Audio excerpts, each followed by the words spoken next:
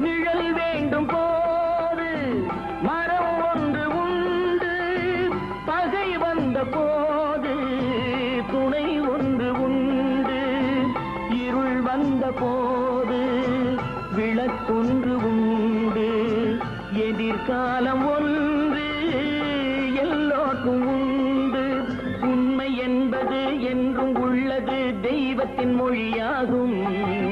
நன்மை என்பது நாளை வருவது, நம்பிக்கை ஒளியாகும்.